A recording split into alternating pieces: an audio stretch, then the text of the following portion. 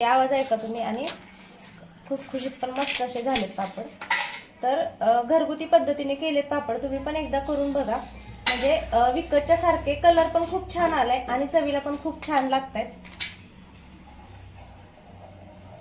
नमस्कार ताईंनो, पुन्हा एकदा माझ्या छोट्याशा व्हिडिओमध्ये तुमचे खूप खूप स्वागत करते। तर आता उन्हाळा कामाला सुरुवात झाली, तर आज म्हटलं उडदाचे पापड बनवावे। तर उडदाचे पापड बनवण्यासाठी इथे मी घरगुती म्हणजे डाळीचा वगैरे व्हिडिओ दाखवायचा राहिला, पण इथे प्रमाण सांगते तुम्हाला। तर इथे मी तुम्हाला पूर्ण म्हणजे पापड पीठ मळण्यापासून ते पापड तळलेला सुद्धा दाखवणार आहे।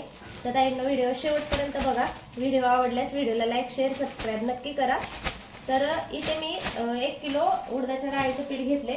तर मी इथे काय केले, 3 पावशर उडदाची डाळ आणि पावशर मुगाची डाळ असं प्रमाण घेतले इथं।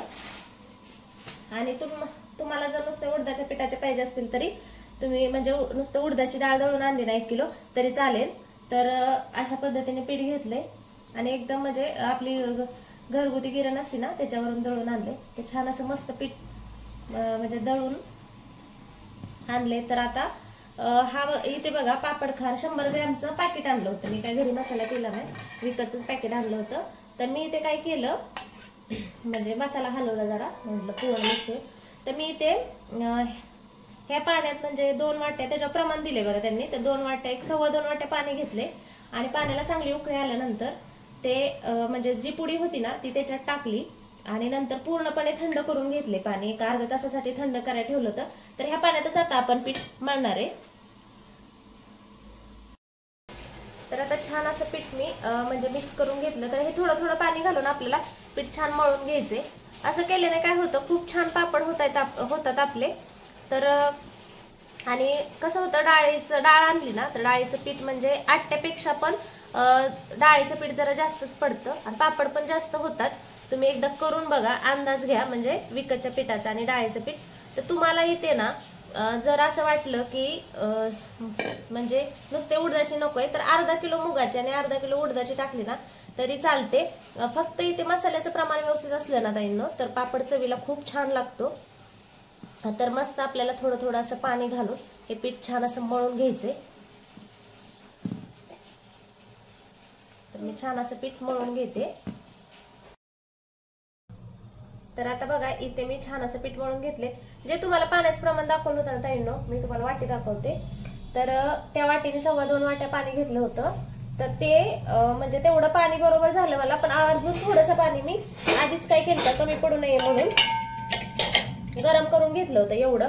तर एवढं पाणी अजून माझं थोडं शिल्लक आहे, म्हणजे मला सव्वा 2 वाट्या आणि एवढं पाणी वरती लागले। म्हणजे त्या वाटीने सव्वा 2 वाट्या घेतल्या होत्या।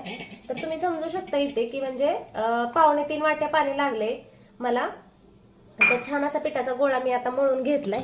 थोडासा तेलाचा हात घेतल्यानंतर म्हणजे काय झालं, जे चिवट असतं ना हे पीठ एकदम, तर जे काय ताटाला चिकटलं होतं पीठ ते पूर्णपणे म्हणजे मी काढून घेतलं उलताण्याच्या मदतीने। तर छान असा आपला गोळा आता तयार झालाय, छान मळून घेतले पीठ। तर 2-3 तासासाठी आपण ह्याला भिजत ठेवणार आहे। म्हणजे आता कसं होतं, लवकर सकाळी जर चहा वगैरे झाला आपला आणि पीठ मळून ठेवलं ना तर बाकीचे काम आटपेपर्यंत 2-3 तास सहज होऊन जातात। तर आता 2-3 तास भिजत ठेवणार आहे। त्यानंतर तुम्हाला दाखवते लाटलेले पापड कसे होतात। तुम्ही पण केलं का उन्हाळा काम, तुमचे पण कसे चाललंय, पापड वगैरे कसे बनवतायत, कसे झालेत ते पण कमेंट करून सांगा। तर आता असाच हा गोळा मी झाकून ठेवणार आहे 2-3 तासासाठी। तर तुम्हाला म्हटल्या पद्धतीने 3-4 तास पीठ झाकून ठेवलं होतं भिजत। तर आता बघा पीठ कसं भिजलं तुम्हाला दाखवते। ते बघू शकता छान पीठ भिजलंय आपलं आणि तुम्हाला सांगितलेल्या प्रमाणेच पीठ मळलंय। तर रंग पण खूप छान आलाय, जसे उडदाचे पापड असतात तसे। तर आता आपण हे पीठ काढून घेऊन किचन वरतीच ठेवलंय आणि आपल्याला हे पीठ जरा चेचून घ्यायचंय म्हणजे पापड आपले खूप छान होतात।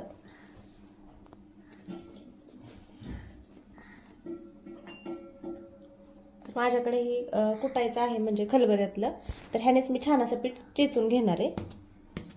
एवढं जास्त चेचायची गरज नाहीये कारण पीठ चांगलं भिजलंय। 4 तासासाठी मी भिजत ठेवलं होतं।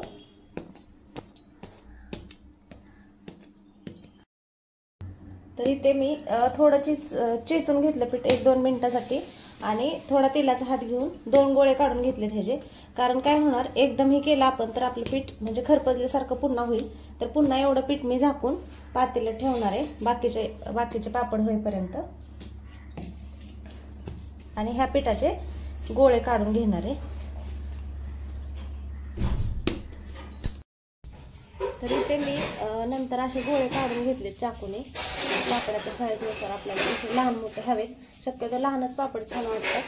तर त्यानंतर कट करून घेतल्यानंतर असे गोल गोल गोळे करून घेणार आहे आणि पापड लाटून घेणार आहे. तर तुम्हाला लाटल्यानंतर दाखवते पापड केवढ्या साईजचा आहे आणि कसा पापड झाला आहे आपला.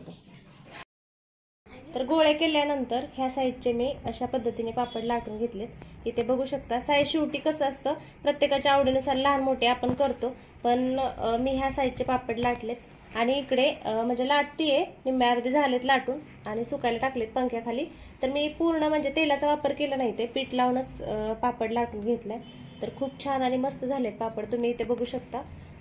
माझे बोट दिसत असतील ह्याच्यात. इतक्या म्हणजे जितका जमेल तेवढा मी पातळ असा पापड लाटून घेतलाय. तर ताईंना व्हिडिओ शेवटपर्यंत बघत जावा. तर पूर्ण पापड करून झाल्यानंतर त्या संध्याकाळी पापड मी तळले.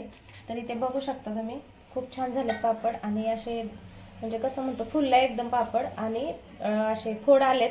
म्हणजेच पापड आपला परफेक्ट झालाय आणि चवीला पण खूप सुंदर झालाय पापड. इथे आवाज ऐका तुम्ही. आणि खुसखुशीत पण मस्त असे झालेत पापड. तर घरगुती पद्धतीने केलेत पापड. तुम्ही पण एकदा करून बघा.